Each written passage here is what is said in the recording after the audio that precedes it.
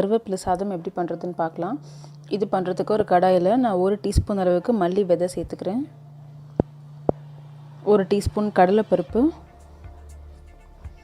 1 teaspoon வெள்ளை எள்ளு, 2 teaspoon மிளகு, 1 டீஸ்பூன் சீரகம். இது எல்லாத்தையும் ஒரு 3லேருந்து 4 நிமிஷம் வரைக்கும் அப்படியே ட்ரை ரோஸ்ட் பண்ணிக்கலாம்.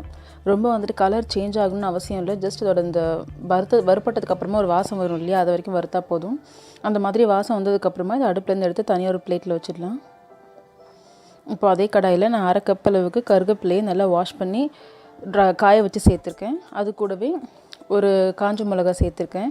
இந்த கருவேப்பிலையெல்லாம் நல்லா கிறிஸ்பாகிற வரைக்கும் இதை வறுத்துக்கலாம். கருவேப்பிலை கிறிஸ்பானதுக்கப்புறமா நல்லா மொறுமொறுன்னு இருக்கும். அப்போது அடுப்புலேருந்து எடுத்துடலாம். இப்போ ரெண்டுத்தையும் சேர்த்து நல்லா பவுடராக அரைச்சி எடுத்துக்கலாம் ஆறுனதுக்கப்புறமா. சரி பாருங்கள், இந்தளவுக்கு நல்லா பவுடராக அரைச்சி எடுத்தாச்சு. இப்போ தனியாக எடுத்து வச்சிடலாம். கடாயில் நான் 1 டேபிள் ஸ்பூன் அளவுக்கு நல்லெண்ணெய் விட்டுருக்கேன். அதில் 2 டேபிள் ஸ்பூன் அளவுக்கு வறுத்த வேர்க்கடலை சேர்த்துக்கிறேன். வறுத்த வேர்க்கடலையே தோல் எடுத்துகிட்டு இந்த மாதிரி நல்லெண்ணெயில் வறுத்து சேர்த்தா கொஞ்சம் சாப்பிடும்போது உங்களுக்கு ஃப்ளேவர் நல்லாயிருக்கும் மொறுமொறுன்னு. 1 நிமிஷத்துக்கு அப்புறமா இந்த வேர்க்கடலையை கடாயில் ஒரு ஓரமாக தள்ளிட்டு அது மிச்சம் இருக்க எண்ணெயில் நான் 1/2 டீஸ்பூன் கடுகு, 1/2 டீஸ்பூன் உளுந்தம்பருப்பு சேர்த்துக்கிறேன்.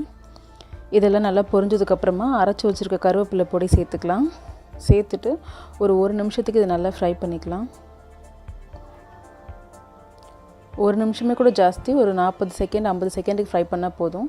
ஃப்ரை பண்ணதுக்கப்புறமா இம்மீடியட்டாக 1/2 கப் அளவுக்கு வடித்த சாதம் நான் சேர்த்துக்கிறேன். சேர்த்துட்டு நல்லா மிக்ஸ் பண்ணிக்கலாம். இது கூடவே தேவையான அளவுக்கு உப்பு சேர்த்துக்கோங்க. நான் 1/4 டீஸ்பூன் சேர்த்துக்கிறேன்.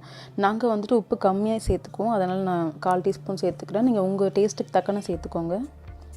ஸோ இப்போ பார்த்தீங்கன்னாக்கா ஒரு 2-3 நிமிஷத்துக்கு அப்புறம் பார்த்தீங்கன்னா சாதத்தோட கலர் பார்த்தாலே தெரியும்.